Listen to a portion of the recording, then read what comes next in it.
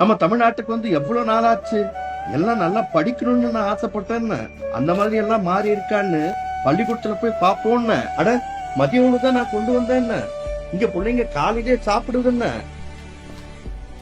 சாப்பாடு எப்படி இருந்துச்சுன்னு? எல்லாமே நல்லா இருந்துச்சு தாத்தா, சூப்பரா இருந்துச்சு. இப்பெல்லாம் எங்க பள்ளிக்கூடத்துல காலையிலேயே சாப்பாடு போட சொல்லிருக்காங்க தாத்தா.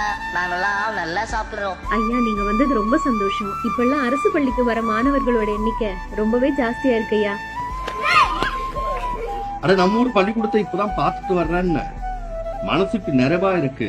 பிள்ளைங்க சந்தோஷமா படிச்சு விளையாடிட்டு ஆரோக்கியமா இருக்குதுன்னு. பாப்பா வாமான்னு.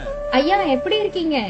நான் 12வது முடிச்சு காலேஜுக்கு போறேன். அரசு பள்ளியில படிச்சனால புதுமை பெண் திட்டம் மூலமா மாசம் 1000 ரூபாய் கொடுக்கறதா சொல்லிருக்காரு நம்ம முதலமைச்சர் மு.க. ஸ்டாலின். இப்படிப்பட்ட தமிழ்நாட்டை தான் பார்க்க ஆசைப்பட்டேன்னு. நான் கண்ட கனவெல்லாம் தம்பி மு.க. ஸ்டாலின் செஞ்சிட்டு இருக்காருன்னு.